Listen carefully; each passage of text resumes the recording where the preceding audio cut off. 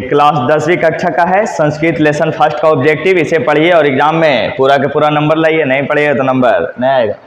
उपनिषद के रचनाकार कौन है? उपनिषद के रचनाकार कौन है? ये है महर्षि वेद व्यास। ये पुराण है ना। चलिए, पुराण के भी रचनाकार महर्षि वेद व्यास। आगे बढ़िए। मंगलम पाठ के रचनाकार कौन है? मंगलम पाठ के रचनाकार कौन है? मंगलम पाठ के महर्षि वेद व्यास है। चलिए आगे। मंगलम पाठ में कितने मंत्र है जी? 5 है। सी। आगे बढ़िए। अनु से छोटा क्या होता है? न दिखने वाला आत्मा। यह देखिए सी। बी। चलिए, किसकी जय होती है? सत्य की जय होती है। सत्य की हमेशा जय या विजय होती है। चलिए, सत्य बोलिए। आगे बढ़िए। बहती नदी कहाँ मिलती है? समुद्र में। नाम पता ठिकाना सब छोड़कर। चलिए, सी, समुद्र में। जंतु के हृदय रूपी गुफा में क्या रहता है? आत्मा। नहीं है, देवता। देवता होगा। अगर आत्मा ना हो तो क्या होगा? देवता। चलिए, सी। ए देता, गलत है आंसर। ब्रह्मा को प्राप्त करने के विषय में क्या बताया गया है? ब्रह्मा को प्राप्त करने के विषय में बताया गया है। क्या बताया गया है? ये मुंडकोपनिषद में ब्रह्मा को प्राप्त करने के लिए बताया गया है। मुंडकोपनिषद में। चलिए, देवलोक का मार्ग किससे खुलता है? सत्य से खुलता है। सत्य। ए। चलिए, सत्यम से क्या प्राप्त होता है? यानी सत्य से क्या प्राप्त होता है? सत्य से देवलोक प्राप्त होता है। सत्य से देवलोक प्राप्त होता है। सी।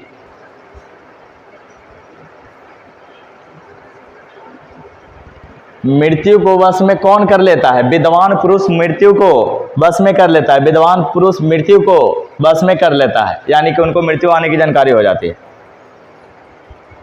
किसकी जय नहीं होती? असत्य की कभी जय नहीं होती। किसकी जय नहीं होती? असत्य की। असत्य की कभी जय नहीं होती। इसलिए आप असत्य मत बोलिए, जो भी बोलिए दिल से बोलिए। चलिए,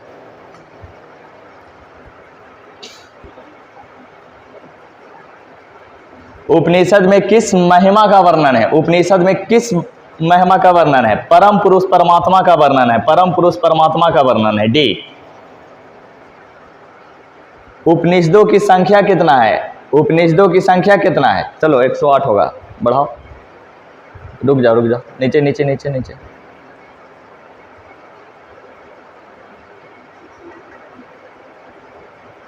उपनिषदों की संख्या कितना? उपनिषदों की संख्या 108 है। इसमें गलत आंसर देता है। उपनिषदों की संख्या 108 है। चलिए, आत्मा के गुण रहस्य किसमें व्याख्या किया गया है? कठोपनिषद में। बहुत अच्छा। कठोपनिषद है। परमात्मा की महिमा का वर्णन किसमें किया गया है? ईशावास्य उपनिषद में। परमात्मा की महिमा, ईश्वर की महिमा का वर्णन ईशावास्य उपनिषद में। टोटल 5 श्लोक है, उसमें ईशावास्य उपनिषद में इसका वर्णन किया गया है। ज्ञानी लोग और अज्ञानी लोग में अंतर किसमें बताया गया है? किसमें बताया गया है जी? श्वेताश्वतर। ये किसने लिखा है? महर्षि वेद व्यास ने। यह भी एक पुराण है। चलिए, सत्य का मुख किससे ढका हुआ है? सत्य का मुख सोने के पात्र यानी हिरण्य पात्र से। हिरण्यमायन पात्रेण सत्यस्य पीतामुखम। D answer. चलिए, सत्य का खजाना कहाँ है? देवलोक में। सत्य का खजाना कहाँ है? ऐसे सत्य में है, लेकिन सत्य की प्राप्ति ही के बाद देवलोक आदमी जाता है। चलिए, देवलोक। यहाँ आपका एक लेसन समाप्त होता है। ठीक है, क्लास 10 का संस्कृत है, लेसन 2। आइए पढ़ते हैं और सीखते हैं। एशिया महादेश का सबसे बड़ा सेतु कौन है? देखिए, अभी किताब के अनुसार महात्मा गांधी सेतु पुल है, लेकिन वर्तमान में बोगीबिल पुल है। चलिए, गांधी सेतु सी होगा। यूनान का राजदूत कौन था? मेगास्थनीज यूनान का क्या था? राजदूत था। बड़े। पाटलिपुत्र किस राज्य की राजधानी? ये हमारे बिहार राज्य की राजधानी। बिहार राज्य की राजधानी। ए। महावीर मंदिर कहाँ स्थित है? महावीर मंदिर कहाँ स्थित है? पटना में है। महावीर मंदिर कहाँ स्थित है? पटना में। नगर की पालिका देवी कौन है? ये पाटन देवी है, जो कि पटना में अवस्थित है। पाटन देवी जो पटना में अवस्थित है। सी। कौमुदी महोत्सव कहाँ मनाया जाता है? ये पाटलिपुत्रा में मनाया जाता था शरद ऋतु में। किसके शासनकाल में पाटलिपुत्र की शोभा रक्षा व्यवस्था अच्छा था? चंद्रगुप्त मौर्य। बी। पाटलिपुत्र का नामांतरण क्या है? पाटलिपुत्र का नामांतरण क्या है? पाटलीग्राम या कुसुमपुर, पाटलीग्राम या कुसुमपुर। डी, कूटनीमत्ता के रचनाकार कौन है? दामोदर गुप्त। बी, दामोदर गुप्त। चंद्रगुप्त किस वंश का संस्थापक था? मौर्य वंश। ए, मौर्य वंश। ए,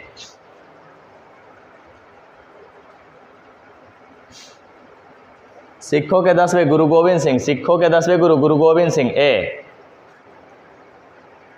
पाटलिपुत्र का बुद्ध काल में नाम क्या था? पाटलीग्राम, पाटलीग्राम। सी, पाटलीग्राम। सी, पटना के किस दिशा में गंगा नदी बहती है? जी, उत्तर दिशा में। सी, उत्तर दिशा में। सी, मैप में देख सकते हैं। किस काल में पटना का नाम पाटलीग्राम था? किसके काल में? बुद्ध के काल में, बुद्ध के काल में। चलिए, गोलघर कहाँ स्थित है? पटना में। गोलघर कहाँ स्थित है? पटना में। पाटलिपुत्र का इतिहास कितना साल पुराना है? 2500 ईसा वर्ष पूर्व। चलिए, 2500 ईसा वर्ष पूर्व। किस काल में पटना नाम प्रसिद्ध हुआ? किस काल में? जी, मध्यकाल में। मध्यकाल में पटना नाम प्रसिद्ध हुआ। गांधी सेतु पुल कहाँ अवस्थित है? जी, पटना में या पाटलिपुत्र में। पाटलिपुत्र, कुसुमपुर, पुष्पुर, जो भी बोलिए। चलिए, पटना शब्द किस शब्द से निकल गया है? पत्तन, पत्तनाथ, पत्तनाथ, पत्तनाथ, पत्तन। चलिए, सी आंसर होगा। बढ़िए। पाटलिपुत्र में किस महापुरुष की जन्मस्थली है?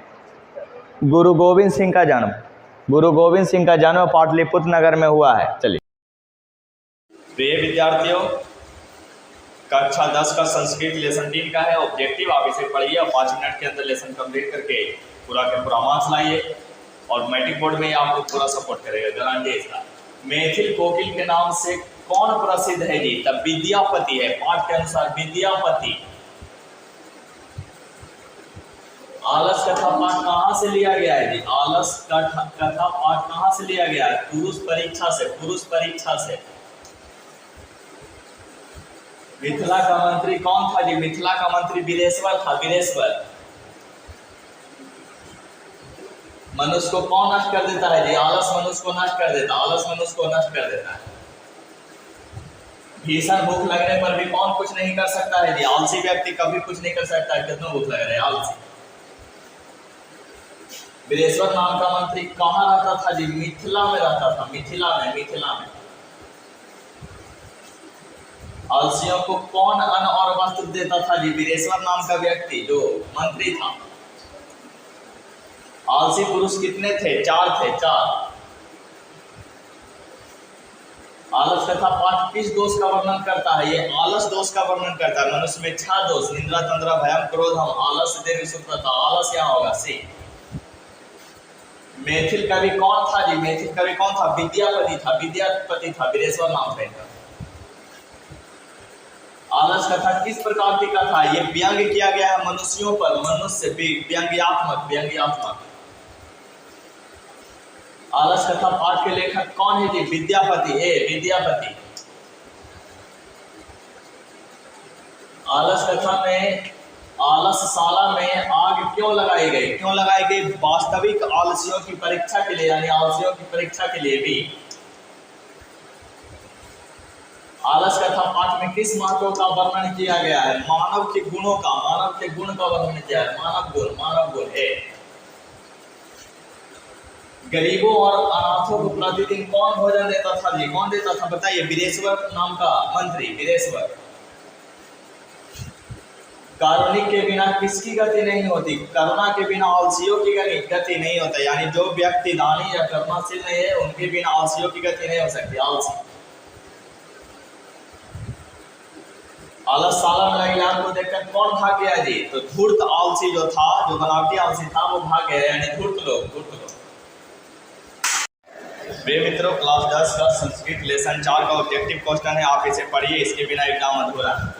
चलिए, छमाराव किस काल के लेखक, किस काल के लेखक कौन है? छमाराव तो आधुनिक काल, आधुनिक काल, आधुनिक काल। पुरुषों और नारियों के सहयोग से किसकी गाड़ी चलती है? समाज बिना पुरुष और नारी के सहयोग के बिना नहीं चल सकता, इसलिए समाज की गाड़ी। कंपन राय की रानी कौन थी? कांप रही थी गंगा देवी, कांप रही थी गंगा देवी। कंपन राय, कांप रही थी गंगा देवी। सी। इंद्राणी का वर्णन किस वेद में है? इंद्राणी का वर्णन किस वेद में है? ऋग अथर्ववेद में। अथर्ववेद में 5 गो ऋषिका थी जिसका वर्णन है, याद रखिएगा। अथर्ववेद। ए मीरा लहरी। मीरा लहरी की लेखिका कौन है? मीरा लहरी की लेखिका कौन है? पंडित क्षमाराव। पंडित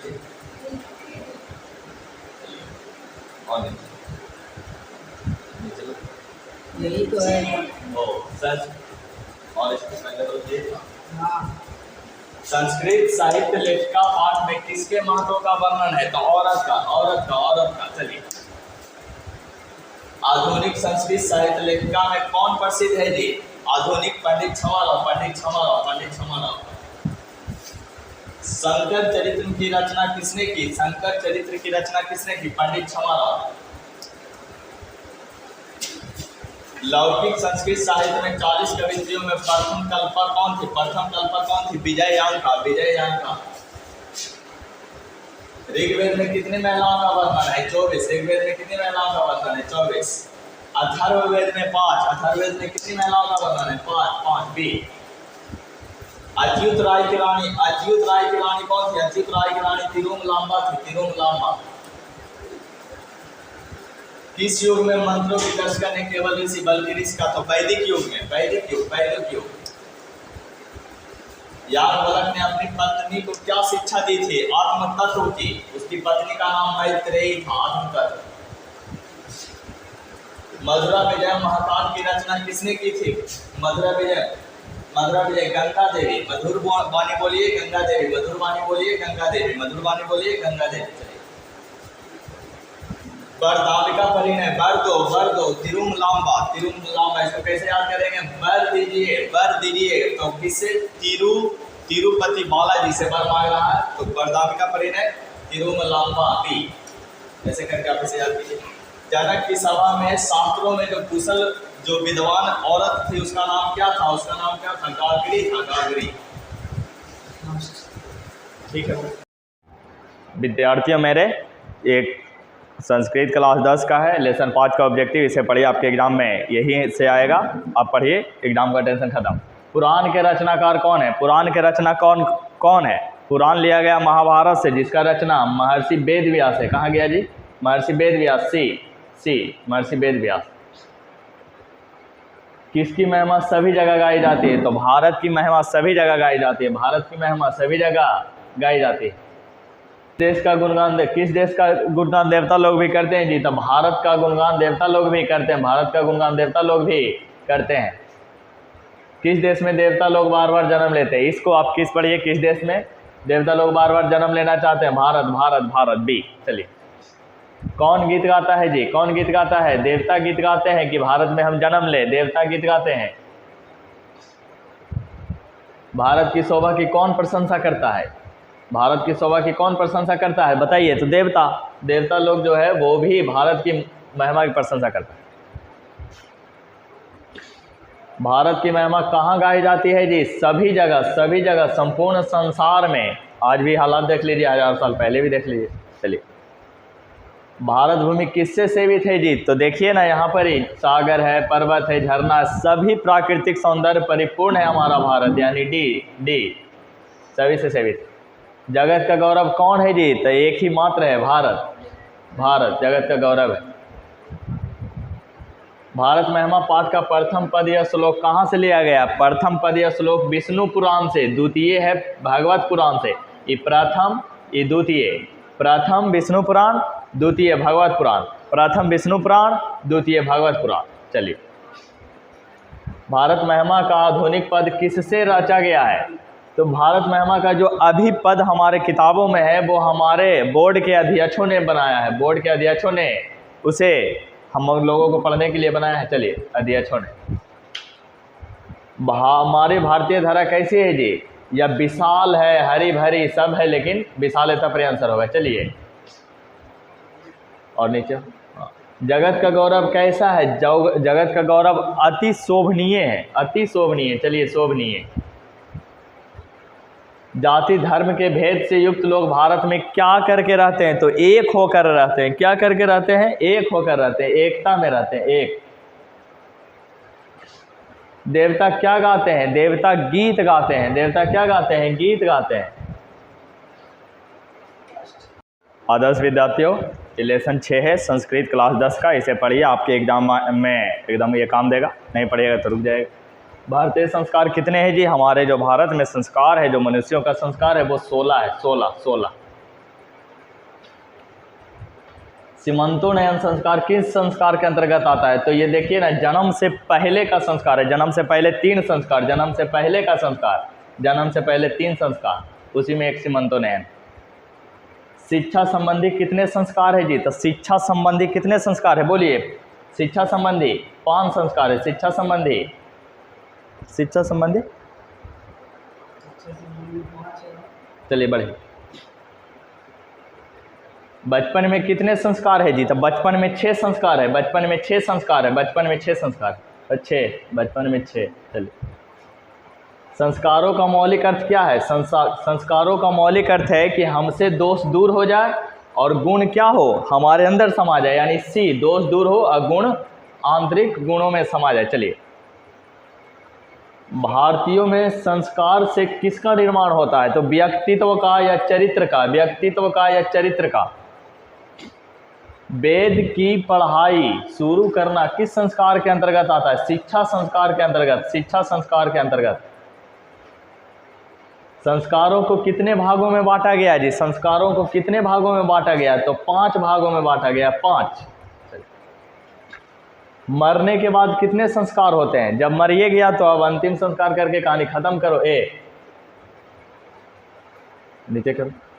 किस संस्कार के द्वारा मनुष्य गृहस्थ जीवन में प्रवेश करता है? तो विवाह संस्कार के द्वारा मनुष्य गृहस्थ जीवन में प्रवेश करता है। विवाह संस्कार। पुंसवन किस संस्कार के अंतर्गत आता है? पुंसवन किस संस्कार के अंतर्गत आता है? तो जन्म के पहले, पूर्व, जन्म के पूर्व। चलिए, अंतिम संस्कार या अंत्येष्टि संस्कार कब होता है जी? तो मरने के बाद अंतिम समय में अंत्येष्टि संस्कार। अक्षर आरंभ करना किस संस्कार के अंतर्गत आता है? शिक्षा संस्कार के अंतर्गत आता है। सप्तपदी किस संस्कार के अंतर्गत आता है? सप्तपदी विवाह संस्कार के अंतर्गत आता है। विवाह। गुरु के घर से अलग होकर गृहस्थ जीवन में प्रवेश किस संस्कार के द्वारा करता है? तो पढ़ाई उढ़ाई खत्म करने के बाद, विवाह के अलग बाद गृहस्थ जीवन में प्रवेश करता है। विवाह। सी। सिंदूर दान किस संस्कार के अंतर्गत आता है जी? विवाह। सी। कौन शब्द सीमित रूप में व्यंग्य के रूप में? संस्कार का उपयोग अभी व्यंग्य के रूप में हो रहा है। और नीचे हाँ चलो थोड़ा और। गर्भधारण करना किस संस्कार के अंतर्गत आता है? गर्भधारण करना किस संस्कार के अंतर्गत आता है? गर्भधारण देखिए जन्म से पूर्व होगा। चलिए, जन्म से पहले कितने संस्कार है? 3। जन्म से पहले 3। डी। गृहस्थ के कितने संस्कार है? गृहस्थ के सिर्फ एक संस्कार है, विवाह। विवाह 1। और नीचे, नामकरण किस संस्कार के अंतर्गत आता है? बच्चे जब पैदा होते हैं, शिशु अवस्था में रहते हैं, नामकरण होता है। शैशव अवस्था। भारतीय संस्कृति का परिचय किससे मिलता है जी? संस्कारों से। सी। संस्कारों से। सी। चलिए, 10वीं कक्षा नीति श्लोक है संस्कृत का, इसे पढ़िए और 100% नंबर लाइए। नीति श्लोक के रचनाकार कौन है? यह विदुर नीति है। विदुर नीति से लिया गया, यानी विदुर जी प्रश्नों का उत्तर दे रहे थे धृतराष्ट्र के। A answer. चलिए, विदुर नीति से संकलित पाठ का नाम क्या है? अभी तो विदुर नीति श्लोक पढ़ रहे थे। नीति श्लोक प्रश्नोत्तर के रूप में कौन ग्रंथ है जी? विदुर नीति। किसके प्रश्नों का उत्तर विदुर देते हैं? धृतराष्ट्र के। नरक के कितने द्वार है जी? 3 है। काम, क्रोध, लोभ। काम, क्रोध, लोभ। काम, क्रोध, लोभ। क्षमा किसकी हत्या करता है? क्षमा किसकी हत्या करता है? क्रोध की। क्रोध की। क्रोध की। कौन सर्वश्रेष्ठ धन है? कौन सर्वश्रेष्ठ धर्म है? धन है। चलिए, इसमें क्या है? धर्म। धर्म। किससे सुख की प्राप्ति होती है? अहिंसा का सुख वहा। अहिंसा का सुख वहा। अहिंसा से सुख की प्राप्ति होती है। कौन ऐसा धन है जिससे संतुष्टि मिलती है? विद्या। विद्या से आपको परम संतुष्टि मिलेगी। एकम विद्या परम तृप्ति। मेरे भाई, किससे विद्या की रक्षा होती है? अभ्यास से, अभ्यास या योग से विद्या की रक्षा होती है। धर्म की रक्षा किससे होता है? धर्म की रक्षा सत्य से। सत्येन रक्षते धर्मो धर्मा योगेन रक्षते। रूप की रक्षा किससे? उबटन से। रूप की रक्षा किससे? उबटन से। सी। खानदान की रक्षा किससे होता है? आचरण से। अगर आपका आचरण अच्छा है तो आपके परिवार की रक्षा गारंटी होगी। घर की लक्ष्मी कौन होती है? घर की लक्ष्मी स्त्री होती है, स्त्री, और ये रक्षण करने योग्य होती है। अपयश को कौन नष्ट करता है? अपयश को कौन नष्ट करता है? ऐसे तो होना चाहिए पराक्रम, लेकिन यहां पर नम्रता दीजिए। नम्रता। चलिए, गरीबी को कौन समाप्त करता है? उद्योग धंधा अगर आपके पास है तो गरीबी आपको नहीं छुएगी, लक्ष्मी आपको वरण करेगी, इसलिए उद्योग पर ध्यान दीजिए। अशुभ लक्षणों को कौन समाप्त करता है? अशुभ लक्षण को सद्व्यवहार, सव्यवहार, अच्छा व्यवहार समाप्त करता है। प्रगति इच्छा रखने वाले मनुष्यों को 6 दोष त्याग देना चाहिए। निद्रा, तंद्रा, भयम, क्रोधम, आलस, दीर्घ सूत्रता। क्लास 10 संस्कृत का लेसन 8 का ऑब्जेक्टिव क्वेश्चन है, इसे पढ़िए और एग्जाम में अच्छा नंबर लाइए। चलिए आइए। धर्मवीर कथा समाज के किस वर्ग की कथा है जी? तो ये कमजोर, दलित और असहाय लोगों की कथा है। दलित वर्ग। स्नातक परीक्षा में प्रथम स्थान प्राप्त कर किसकी ख्याति बढ़ी? तो राम परवेश राम की। और जब उसकी बढ़ी तो उनके पिता की भी बढ़ी। कर्मवीर कहाँ का रहने वाला था? भिक्खन टोला। शिक्षक ने किसे पढ़ाना आरंभ किया? तो राम परवेश राम को। एक लड़का था अलग। कर्मवीर राम परवेश राम ने कहाँ उन्नत स्थान प्राप्त किया? केंद्रीय लोक सेवा आयोग में, IAS में, इंडियन एडमिनिस्ट्रेशन सर्विस। किसके अर्थाभाव में राम परवेश ने महाविद्यालय में प्रवेश पा लिया? किसके अर्थाभाव? पिता के अर्थाभाव में, यानी इनकी आर्थिक स्थिति कमजोर थी, तैयो ये आगे बढ़ गए। भिक्खन टोला किस प्रांत का कहानी है? बिहार प्रांत। बिहार से जाते हैं और यूपी से IAS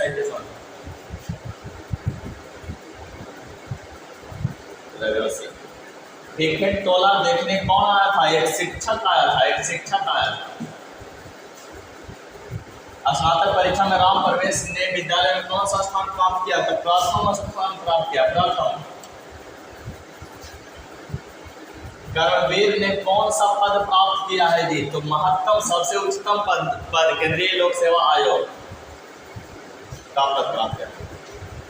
लक्ष्मी किस प्रकार के व्यक्ति के पास? जो उद्योगी व्यक्ति है ना, उद्योगी पुरुष है ना, उसी के पास लक्ष्मी वरण करता है। कर्मवीर राम परवेश ने किस परीक्षा में उच्चतम स्थान प्राप्त किया? केंद्रीय लोक सेवा परीक्षा में। किसकी ख्याति सभी जगह गूंजने लगी थी? किसकी? राम परवेश राम की। परिश्रमी पुरुष को कौन वरण करता है? तो लक्ष्मी माता वरण करती है। परिश्रमी पुरुष सिंह के समान होता है। दलित पुरुष का नाम राम परवेश राम था। कर्मवीर कौन था? राम परवेश राम। बालक किसके शिक्षण शैली से आकृष्ट हुआ जी? तो प्रधानाध्यापक के, शिक्षक ने उसे पढ़ा करके।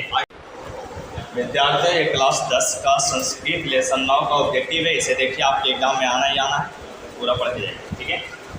आर्य समाज की स्थापना किस नगर में हुई? तो ये हुई मुंबई में। अच्छा, पहले इसके बारे में थोड़ा सा 1 मिनट सुन लीजिए। मुंबई होगा इसका आंसर। देखिए, दयानंद स्वामी जो दयानंद थे, उन्होंने ही आर्य समाज की स्थापना की। दयानंद, दया करने वाला जो आदमी होता है, दयानंद। आर्य समाज की स्थापना किसने की? दयानंद ने। फिर से, आर्य समाज की स्थापना किस नगर में हुई? मुंबई में। किसने किया? दयानंद ने।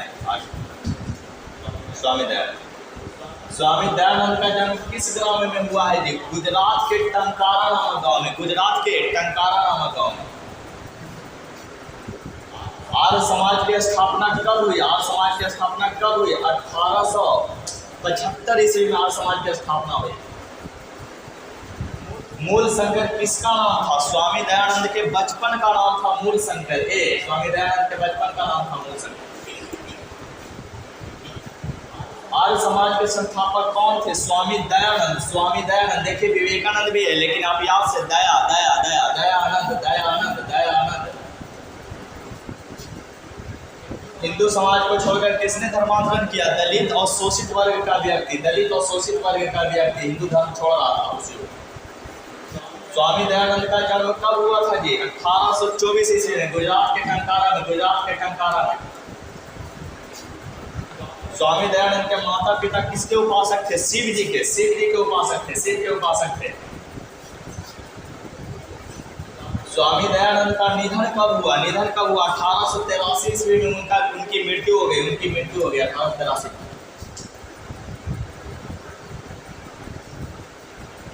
स्वामी दयानंद कौन थे? आर्य समाज के संस्थापक। आर्य समाज के संस्थापक। इंपॉर्टेंट क्वेश्चन, आप इसे जरूर पढ़िए। समाज सुधारक कौन थे? स्वामी दयानंद। दयानंद दया दया दया दयानंद। अभी जी दया वाला भी दया याद कर सकते हैं। स्वामी दयानंद का जन्म किस प्रांत में हुआ? गुजरात के टंकारा में 1824 में। गुजरात के टंकारा में 1824 में। सत्यार्थ प्रकाश किनकी रचना है? स्वामी दयानंद जी की ही रचना है सत्यार्थ प्रकाश। इसे मंगा के आप पढ़ सकते हैं। किसके कहने पर स्वामी दयानंद ने वैदिक ग्रंथ का प्रचार किया? अपने गुरु बिरजानंद के कहने पर। अपने गुरु बिरजानंद के कहने पर। उनके गुरु थे बिरजानंद। दयानंद के गुरु थे स्वामी दयानंद के गुरु। मूर्ति पूजा के विरोधी थे स्वामी दयानंद जो थे, वो मूर्ति पूजा के विरोधी थे। घर छोड़कर स्वामी दयानंद कहाँ चले गए? तो मथुरा में चल गए। मथुरा में। मथुरी। स्वामी दयानंद का जन्म कहाँ हुआ था? गुजरात के टंकारा नामक गांव है। 1824 ईस्वी में बी में। चलिए विद्यार्थियों, क्लास 10 का संस्कृत लेसन 10वीं कक्षा का 10 है। आप इसे पढ़िए और एग्जाम में नंबर लाइए, नहीं तो आपका नंबर नहीं आएगा। मंदाकिनी वर्णन पाठ के रचनाकार कौन है? महर्षि वाल्मीकि। महर्षि वाल्मीकि। महर्षि वाल्मीकि, क्योंकि ये रामायण से लिया गया। रामायण पाठ के रचनाकार कौन है? वाल्मीकि। बी वाल्मीकि। बी वाल्मीकि। अयोध्या कांड किस ग्रंथ का भाग है? तो रामायण का। रामायण का। महर्षि वाल्मीकि इसके लेखक। रघुवंश काव्य की रचना किसने की? महर्षि वाल्मीकि ने। हाँ, महर्षि नहीं सॉरी, रुकिए, यहाँ कालिदास लगा। ये क्या है? रुको, रघुवंश, तो इसका कालिदास हो जाएगा। रघुवंश काव्य की रचना किसने की? कालिदास महोदय ने। कालिदास महोदय ने। कालिदास महोदय ने। बदल क्या है? कालिदास इसमें कहाँ से आ गए? चलिए रहे। मंदाकिनी नदी किस पर्वत के निकट प्रवाहित हो रहा है जी? चित्रकूट पर्वत के निकट मंदाकिनी नदी बह रहा है। चित्रकूट पर्वत जो कि यूपी में है। चलिए, सीता रामचंद्र की क्या थी? सीता रामचंद्र की क्या थी? कौन नहीं जानता है? पत्नी थी, भार्या थी, स्नेही थी, कहाँ थी? चलिए, मंदाकिनी नदी कहाँ है? चित्रकूट नदी के निकट। चित्रकूट नदी के निकट यूपी में। चलिए, मंदाकिनी का वर्णन रामायण के किस कांड में है जी? अयोध्या कांड। अयोध्या कांड। बी। मंदाकिनी वर्णन पाठ में किस नदी का वर्णन है? मंदाकिनी नदी। मंदाकिनी नदी चित्रकूट नदी के निकट है। चित्रकूट पर्वत के निकट। मंदाकिनी नदी में कौन स्नान करता है? ऋषिगण स्नान करता है। ऋषिगण स्नान करता है। ऋषिगण स्नान करता है। मंदाकिनी राज की क्या दिखती है? राज एक नाम है जिसकी नलिनी मीम होगा आंसर। नलिनी मीम। बी। मंदाकिनी नदी किस पर्वत के निकट है जी? तो ये चित्रकूट पर्वत के निकट है। ये ऑब्जेक्टिव आपके एग्जाम में आ जाएगा, इसकी गारंटी है। चलिए, डी 1 नंबर आप ले। चित्रकूट। नाचने के समान पर्वत दिखता है, ये भी इस बार भी पूछा गया है। पर्वत। हंस सारस से सेवित विचित्र तटों वाला कौन है? मंदाकिनी नदी। मंदाकिनी नदी। मंदाकिनी नदी। आदर्श विद्यार्थियों, ये क्लास 10 का संस्कृत है। लेसन 11 का ऑब्जेक्टिव आपके एग्जाम के लिए अति महत्वपूर्ण है। इसे पढ़िए और हर हाल में पढ़ जाइए। 2-3 सेकंड का वीडियो है। मिनट बोलिए या सेकंड। व्याघ्रपथिक कथा के रचनाकार कौन है? नारायण पंडित। नारायण पंडित। नारायण पंडित। व्याघ्रपथिक कथा हितोपदेश के किस खंड से लिया गया है? तब मित्र लाभ खंड। मित्र लाभ खंड से लिया गया है। कुत्र तब कंगणम, यह किसने कहा? व्याघ्र ने कहा। कन्ने है जी, बाघ ने कहा। चलिए, यह बूढ़े बाघ ने कहा, बूढ़े बाघ ने कहा। चलिए, कौन स्नान किए हुए हाथ में कुछ लिए तालाब में, तालाब के किनारे खड़ा था? कौन था जी? व्याघ्र था, बूढ़ा बाघ था, व्याघ्र। पथिक किसके द्वारा मारा और खाया गया था? बूढ़े बाघ द्वारा मारा और खाया गया।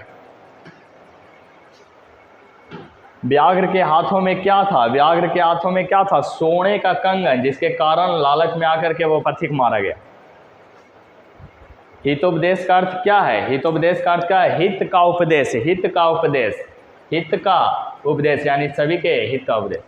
पथिक को किसने मारा था जी? सिंह ने मारा था, व्याघ्र ने मारा था, व्याघ्र। चलिए, पथिक कहाँ फंस गया जी? तालाब के कीचड़ में, कीचड़ होगा आंसर। व्याघ्र पथिक कथा से क्या दुष्परिणाम निकलता है? आप लोभ ही कीजिएगा तो आपको इससे भी बुरा परिणाम चुकाना पड़ेगा, लोभ। और नीचे, कौन लोभ से प्रभावित हुआ था? पथिक जो है वो कंगन के लोभ से, सोने के लोभ से प्रभावित हुआ था, पथिक। कौन वंशहीन था जी? बूढ़ा बाघ या व्याघ्र जो था वंशहीन था। क्रिया किसके बिना भाव स्वरूप होता है? ज्ञान के बिना। दानशील कौन था? वो जो बाघ था वो दान देने का नाटक कर रहा था, बूढ़ा बाघ, जिसके कारण उसको फंसा करके मार के खा गया। तो व्याघ्र यहाँ आंसर होगा, व्याघ्र पथिक कथा किस ग्रंथ से लिया गया है जी? किस ग्रंथ से लिया गया? हितोपदेश से। दुराचारी कौन था? दुराचारी वो बाघ था जो उसे मारकर खा गया, व्याघ्र। किस जीव पर विश्वास नहीं किया जा सकता? हिंसा वाले जीव, हिंसक पशुओं पर, हिंसक जो मार के खा जाता उस पर। वृद्ध व्याघ्र क्या देना चाहता था? स्वर्ण कंगन, सोने का कंगन देना चाहता था, स्वर्ण कंगन। लोभ मनुष्य को कहाँ ले जाता है? विनाश की ओर। अगर आपको लोभ है तो उसे मारिए, हटाइए उसे, नहीं तो आप विनाश हो जाए। चलिए, 10 विद्यार्थियों, क्लास 10 का संस्कृत है ऑब्जेक्टिव, आपके एग्जाम में बहुत महत्वपूर्ण फायदेमंद होगा, पढ़िए। कर्णस दानवीरता पाठ कहाँ से लिया गया है जी? कर्णभार से लिया गया है, चलिए। मात्राम भिक्षाम याचे, ऐसा किसने कहा? ऐसा शक्र ने कहा, जो कि इंद्र था, इंद्र ने कहा या शक्र ने कहा। सूर्यपुत्र कौन था जी? कर्ण था। सूर्य का पुत्र या कुंती का पुत्र? कर्ण। भास के कितने नाटक है? कुल 13 नाटक है जी। एक महत्वपूर्ण प्रश्न है, इसे याद कीजिए, बहुत महत्वपूर्ण है। कर्ण किसके पक्ष से युद्ध लड़ रहा था? एकदम बहुत महत्वपूर्ण है, कौरव, बहुत महत्वपूर्ण प्रश्न है। ब्राह्मण रूप में कौन प्रवेश किया? ब्राह्मण रूप में इंद्र प्रवेश किया, जिसे शक्र भी कहा जाता है, इंद्र या शक्र। और नीचे रख, हाँ। दानवीर कौन था? दानवीर कर्ण था, कर्ण सबसे बड़ा दानवीर था। कर्ण किस देश का राजा थी? अंग देश का राजा था। कर्ण किसका पुत्र था जी? कुंती का या सुर का? भिक्षक किस वेश में आया था? ब्राह्मण। इंद्र जो था, शक्र जो था, ब्राह्मण वेश में आया था। कर्णभार नाटक किसकी रचना है? ये भास की। समय परिवर्तन के साथ शिक्षा जो है आपका नष्ट हो जाता है, इसलिए इसका उपयोग कर लेना चाहिए। अर्जुन किसके पक्ष से युद्ध लड़ रहा था? अर्जुन पांडव के पक्ष से, 5 भाइयों के पक्ष से अर्जुन था। कर्ण कवच और कुंडल किसको दे दिया जी? इंद्र को, जो शक्र था, ब्राह्मण वेश में आया था, उन्हीं को दे दिया। कवच और कुंडल किसके पास था जी? शुरू में कर्ण के पास था, शुरू से अंतम। चलिए, कर्ण ने कवच कुंडल देने के पूर्व अंत में क्या बोला? कि हमारा सिर ले लीजिए। देने से पूर्व नहीं जी, देने से पूर्व बोला हमारा सिर ले लीजिए, अपना सिर देने को कहा। कर्ण के कवच कुंडल की विशेषता थी कि उसे भेदा नहीं जा सकता था। ना दातव्यम, या किसने कहा? या शल्य ने कहा। उनको, कर्ण को मना कर रहा था कि मत दो, शल्य ने, याद रखिएगा, शल्य ने। चलिए, कर्णस दानवीरता पाठ के लेखक कौन है? भास है, महाकवि भास है, महाकवि भास है। चलिए अब इसे भी पढ़िए, नहीं तो एग्जाम आपका अच्छा नहीं जाएगा। ठीक है, संस्कृत का है लेसन 13वां लगता है। विश्व शांति पाठ में किस वातावरण का चित्रण किया गया है? अशांति का, चारों तरफ तो अशांति है। अभी यूक्रेन पर वार कर रहा है रूस, ठीक है कर रहा है, वो भी बड़ी तेज बना है। अशांति, अशांति। देशों के बीच झगड़ों को शांत करने के लिए कौन संस्था है? तो संयुक्त राष्ट्र संघ, लेकिन किसी काम का नहीं है, लड़वाने में ससुरे का हाथ रहता है, आगे हथियार भी के। बी, दुख का विषय क्या है? चारों तरफ अशांति, यानी सभी जगह अशांति, सार्वभौम अशांति। चलिए, असहिष्णुता कौन पैदा करता है? ये द्वेष पैदा करता है, द्वेष पैदा करता है असहिष्णुता। अशांति मानवता का क्या कर रहा है? विनाश कर रहा है। यूक्रेन से पूछे क्या हो रहा है उसका? विनाश। किसके बिना ज्ञान भार है जी? किसके बिना? तो व्यवहार, आपका व्यवहार कैसा है वो ज्ञान पर निर्भर करता है। क्रिया के बिना क्या भार है जी? ज्ञान भार है। ज्ञानम भारम क्रियाम विणाम। विश्व शांति का कौन काल माना जा सकता है? उषा काल पे टिक लगाइएगा, उषा काल। बैर को कौन बढ़ाता है? बैर को बैरे बढ़ाता है, बैर को बैरे बढ़ाता है, या फिर हाँ बैर को बैर। चलिए सोचिए, बैर को कौन बढ़ाता है? चलिए, बैर को कौन बढ़ाता है? तो स्वार्थ से ही बैर पैदा होता है। जैसे आपका इच्छा है कि हमको ये चाहिए, अब अगला को पसंद नहीं है तो वो आपसे नाराज हो जाएगा, उसी को बैर कहते हैं। यानी कि स्वार्थ से बैर पैदा होता है, बैर ही बैर को बढ़ाता है, खाने वाला बैर नहीं। चलिए, मानवता के विनाश का भय किससे है? मानवता के विनाश का भय किससे है? तो अस्त्रों से। आज एटम मिसाइल ऐसा है कि दाबो तो कुछ नहीं बचेगा। अनेक राज्यों में, लाल पीला काला है, अनेक राज्यों में परस्पर, और ये काम है, अनेक राज्यों में परस्पर क्या चल रहा है? ये अभी शीत युद्ध चल रहा है। इसका मतलब अपने मुंह से उसको कोसना, उसके मुंह से उसको कोसवाना, शीत युद्ध, बागद्वंद जिसको बोलते हैं। बलपूर्वक निवारणीय क्या है? बलपूर्वक निवारणीय क्या है? स्वार्थोपदेश, स्वार्थोपदेश। अशांति के कितने कारण हैं? 2 कारण हैं, एक द्वेष, एक असहिष्णुता। द्वेष, असहिष्णुता। भारतीय दर्शन का मूल तत्व किसे माना जाता है? किसे माना जाता है? जिस शांति का, शांति का। इसलिए यहाँ अनेक धर्मों का उत्पन्न हो रहा है, निष्पादन भी हो रहा है। अशांति सागर के तटों के बीच कौन स्थित है? कौन स्थित है? पूरा संसार, पूरा समस्त संसार अशांति सागर के बीच स्थित है। उदार चरित्र वाले क्या मानते हैं? उदार चरित्र वाले सारे पृथ्वी को अपना परिवार मानते हैं, जो कि भारत के लोग हैं। वासुधैव कुटुंबकम। संस्कृत क्लास 10वीं कक्षा का अंतिम पाठ का ऑब्जेक्टिव है, इससे आपका 5 प्रश्न आएगा, इसलिए आप एक एक प्रश्न पढ़ के ही जाइए, नहीं तो अटकिएगा। चलिए, भारतवर्ष में किसकी महान परंपरा सुनी जाती है? महती का मतलब महान होता है, तो शास्त्रों का, शास्त्रों का, शास्त्रों का। सी, वर्ग में कौन प्रवेश करता है? ये लेसन पढ़िएगा तो वर्ग में शिक्षक प्रवेश करता है, शिक्षक, शिक्षक।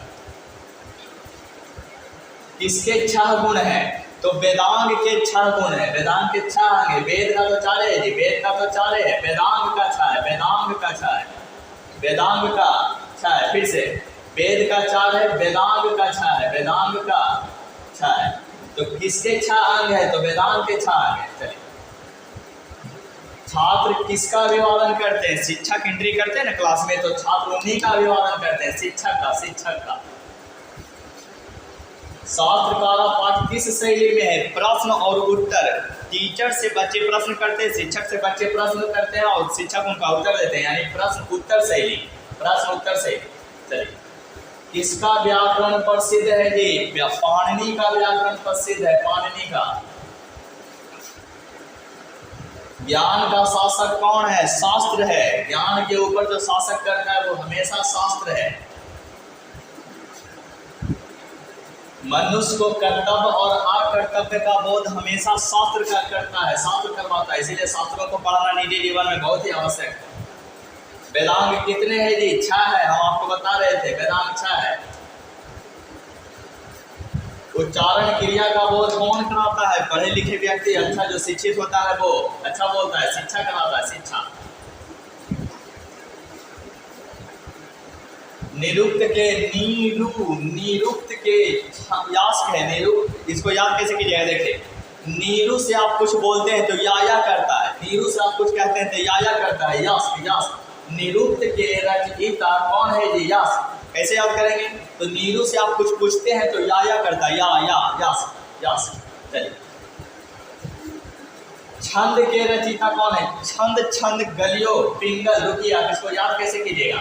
छंद के, तो छंद का मतलब धीरे धीरे, छंद गल जाओगे पिंगल, छंद गल जाओगे पिंगल, छंद गल जाओगे पिंगल, यानी छंद के रचयिता कौन है जी? पिंगल। छंद गल जाओगे पिंगल।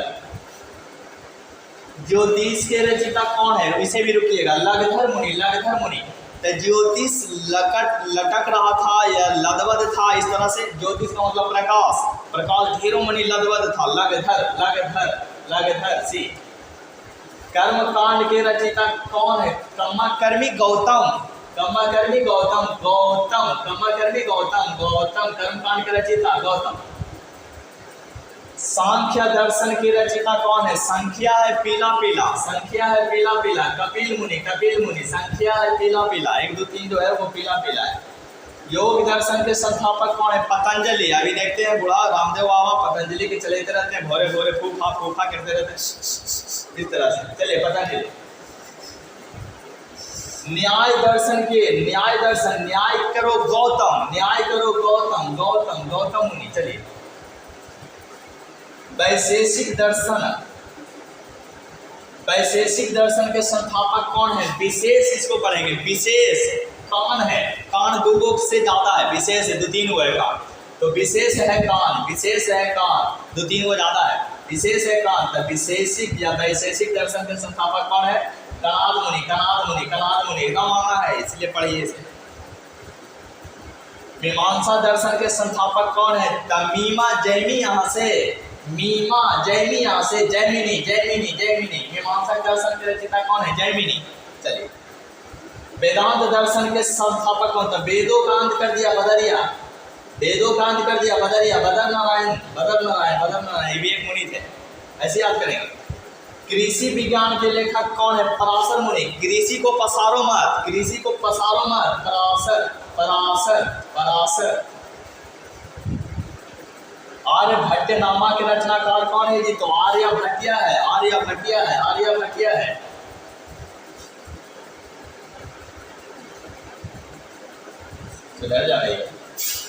बृहत संहिता के रचनाकार कौन है? बृहत संहिता, बहुत बड़ा संहिता के रचनाकार कौन है? बारह मिहिर।